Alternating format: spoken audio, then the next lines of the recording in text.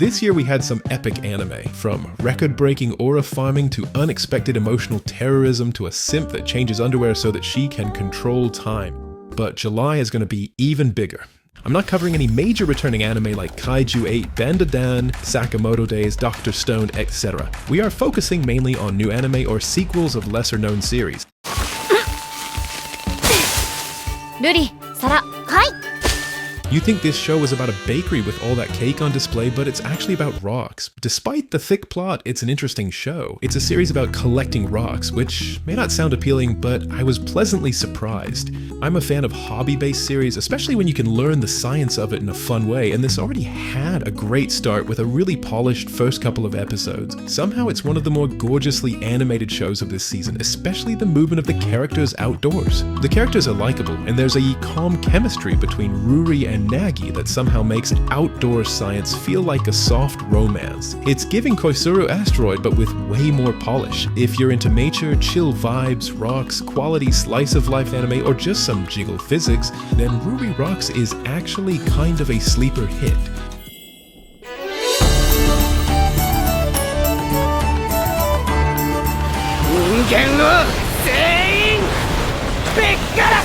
A spiritual successor to Soul Eater with trash magic, class warfare, serious graffiti punk aesthetic, and a fresh power system. What's not to love? The story begins in a floating utopia where elites throw not just trash, but also trashy people into an abyss called the Pit. In the very first episode, our boy Rudo witnesses his adoptive father being penetrated, gets framed for the murder, dumped by his girl, then dropped into the pit. And this is where he discovers his powers. The power system is beautifully poetic. One man's trash is another man's treasure. Rudo discovers he's a giver, someone who can awaken cherished junk into weapons by forming an emotional bond with that object. Kinda like this bin man. The art style leans heavily into that gritty, earthy, sprayed with emotion. You can smell the rust. Visually, the unique art style reminds me of Soul Eater and Fire Force, which is not surprising given the influence on the creator. Bold line work, graffiti-stained backdrops, and a fluid fight animation style that makes even garbage look stylish. So if you're into weird weapons, post-apocalyptic, class rage, and beautifully animated trash, this might just be your seasonal obsession.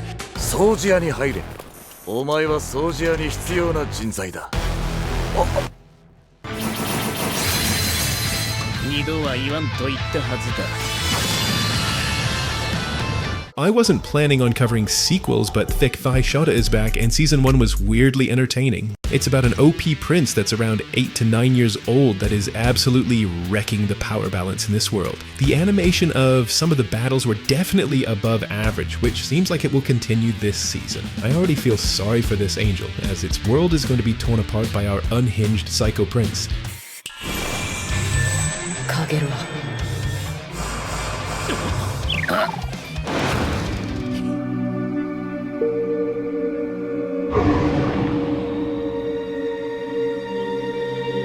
There's been a wave of readaptations lately tapping deep into that 90s anime nostalgia, and I'm here for it. As someone who grew up on longer series where you could actually live in the world and get attached to the characters, this one's a must-watch. Jigoku Sensei Nube brings that classic vibe back in full force, complete with the 90s art style. The story follows a psychic teacher with a demon arm protecting his students, the school, and the town from ghosts, spirits, and whatever cursed beings show up that week. If you're into that mix of supernatural, high school, emotionally grounded storytelling with just the right amount of old school charm, then this is pure 90s anime soul food.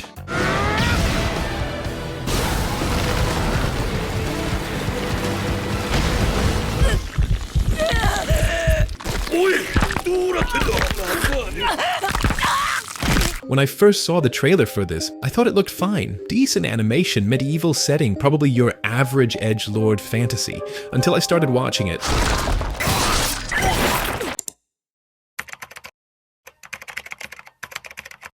Okay, I missed the rating somehow. But this isn't your typical dark gore anime. It isn't just blood for the sake of blood, which makes it far less distracting. The story revolves around humans being humans with greed, pisses off one of the 4 powerhouses of this world, who goes on to annihilate the entire kingdom. One baby survives, and somehow this walking war crime gets convinced to raise the child to witness human nature for himself. And by the way, the baby happens to be the last surviving royalty. obviously. The first episode is mostly prologue, which already sets it apart from most new fantasy shows. It lays the groundwork for something more complex, or at least it's trying to. Even when the protagonist transforms, a moment that usually signals the start of some typical power fantasy nonsense, the show refuses to break tone. Even the girl companion is a capable warrior and doesn't just become his waifu. Add to that some surprisingly solid fight choreography, broken bones, morally grey characters, and not a single panty shot in sight. Except maybe one. And you've got one of the most unexpectedly solid dark fantasies of this season.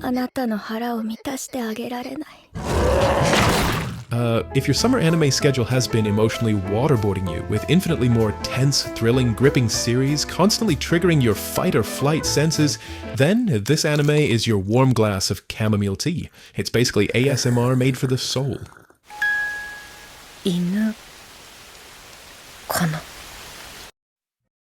The premise is simple. A woman adopts a dog, except it's not a dog. There's no drama, no conflict, not even a plot. Just doing household chores, serving wholesome pet shenanigans. Watching this on rainy days definitely adds to the vibe, and luckily there is no shortage of that here in England. Side effects include some mild drowsiness, emotional detox, and the desire to adopt weird-looking animals. If you're looking for plot, look elsewhere. If you want your nervous system massaged by cozy vibes and vague pet magic, this is your sanctuary.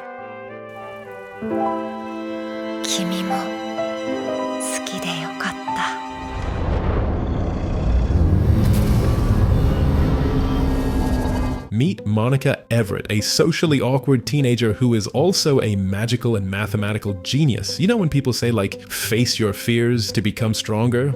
Monica said, so what if I just go around them? She just invents an entire branch of magic to avoid talking. And that led to the birth of one of the 7 legendary mages powered by anxiety. It's somewhat similar to Bocchi the Rock. No one expects much from them, but in reality, they're prodigies in their fields. Now, Monica has been tasked with secretly guarding the second prince. Can she keep it together as she faces both the evil forces targeting the prince and the terrors of making eye contact with even furniture?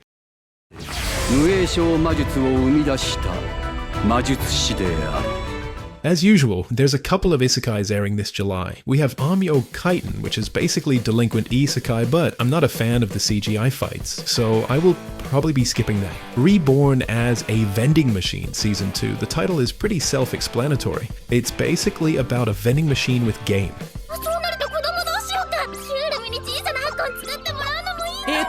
Apocalypse bringer Mynoghra, this might catch the attention of anyone into more strategy-based isekai. It's essentially a strategy gamer MC who finds himself taking over an evil civilization. Instead of the usual RPG mechanics, this one may lean more towards a more tactical approach.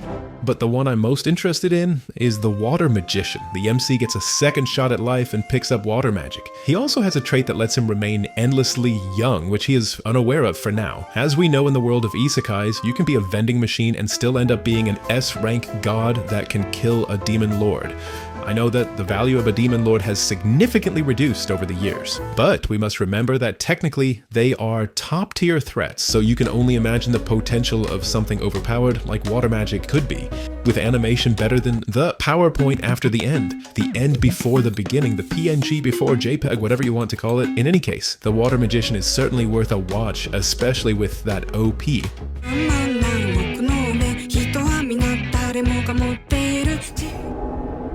こいつら、なんかしたんすか? I'm sorry and thank you. That pretty much summarizes all the events in the manga, and yet it was still captivating. The story is about a delinquent boy with a soft soul that meets a pure-hearted girl who sees through that scary facade. Their schools may be just an arm's length apart, but their worlds couldn't be more different. One's a prestigious all-girls private school, while the other is a school for delinquents. No, it's not revolutionary, and the first 2 episodes may seem a little bland to some, but it's refreshing to see 16-year-olds talk things out calmly for a change. It's not a grand dramatic love affair, it's a quiet, a gentle human experience of discovering love, friendship, and the little joys of youth. This is the diabetic love story for all the romantic and insecure souls around. こんな見た目で否定的に見られるのは慣れてるし、評価なんて期待してなかった。俺の現状を報告。What kind of summer is it without a beach anime? And to fill that void, we have Grand Blue returning after 7 years. And it wasted zero time returning to form. We've got alcohol, absurd facial expressions, half-naked men screaming about diving, and a dude that insists on being called on Ii-san. This is probably going to be the comedy of the season, as it still retains its allergy to seriousness. Every single frame is either someone being violently flung across the room or preparing to be. The diving? Still barely relevant, but the commitment to the bit is still unmatched. You either vibe with the chaos or get drowned in it. There is no middle ground. 兄様ったら殺しますよ。しまった本音だ。 We are back for another season of Call of the Night, and no, it has absolutely nothing to do with my personal obsession with vampire goth hot girls. The first episode of Season 1 already delivered a better love story than Twilight. Imagine wandering through the city at night, meeting a cute girl, taking her home, and waking up to her sucking you dry. But seriously, love it or hate it, Call of the Night was one of the most creative animes of 2022. So what does Season 2 have in store for us? Well, more night walks, more emotional breakdowns, and more dangerously hot immortal women casually violating personal space. But this time, there's a twist. Ko starts thinking, not just, I want to be a vampire, but should I be? The vibe shifts from nocturnal honeymoon to existential dread. Love starts looking less like freedom and more like a trap with fangs. Nazuna, still chaotic, still lounging half-naked in abandoned buildings, but now she's catching feelings, and that's terrifying for both of them. New characters arrive, and they're not just edgy rivals or quirky sidekicks, they're broken. The soundtrack still slaps with another great number from Creepy Nuts, the city is still soaked in blues and purples, but everything feels heavier, lonelier. This isn't just an edgy romance anymore, it's about purpose, identity, and whether sleeping all day and vibing all night is actually living. この場合、鬼に噛まれてかしらね。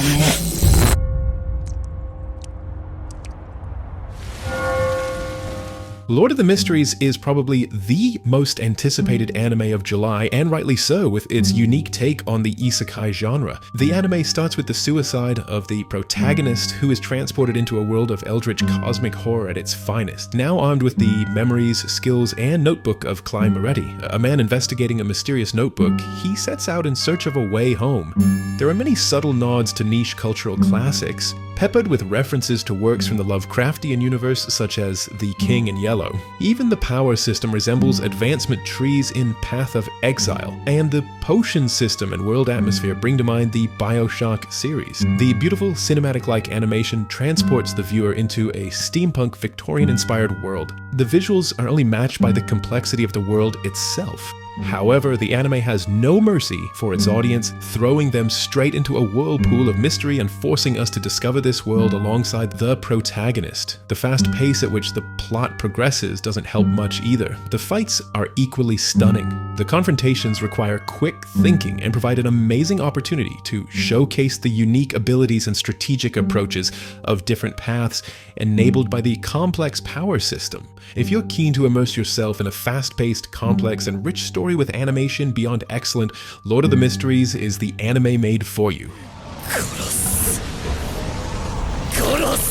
Tougen Anki was another anticipated anime, and if you are mainly interested in shonen-esque shows, then this does the job. Otherwise, it's just another misunderstood teenager carrying a demon within him, going off to train at an academy to better control that power. It's basically a revenge story with a power system revolving around blood. So far, it's a little too generic for me personally, but we'll see how it unfolds.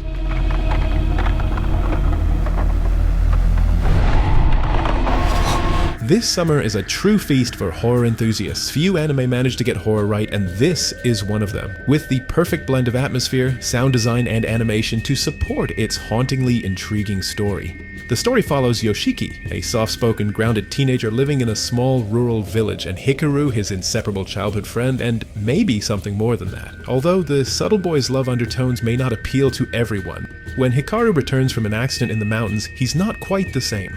And Yoshiki, torn between instinct and affection, is the only one who seems to notice. What follows is a haunting, slow-burn descent into psychological horror. It's not about gore or monsters. It's about intimacy, memory, and the unease that someone you love may no longer be who they once were. The peaceful countryside setting only deepens the tension, making every smile and silence feel like it's hiding something. The summer Hikaru died is an emotional horror done right. Tender, quiet, and deeply unsettling.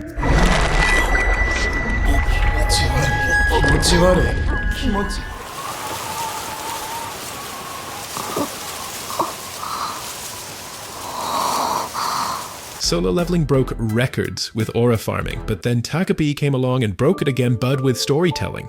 First of all, I would avoid this show if you're sensitive to themes of suicide or expecting a feel-good healing anime.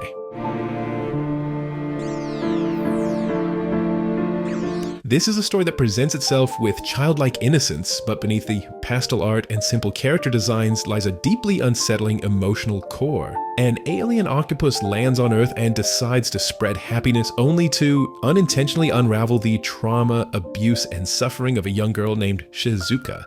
The contrast between its cute, almost toy-like visuals and heavy themes of suicide, bullying, emotional neglect creates a powerful, uncomfortable tension. It portrays how broken innocence festers into cycles of cruelty, how children inherit the pain of adults and reflect it back in quietly devastating ways. This isn't a comfortable watch, but it is a haunting, effective meditation on childhood trauma, forgiveness, and the kind of pain people carry when they were never given the tools to cope.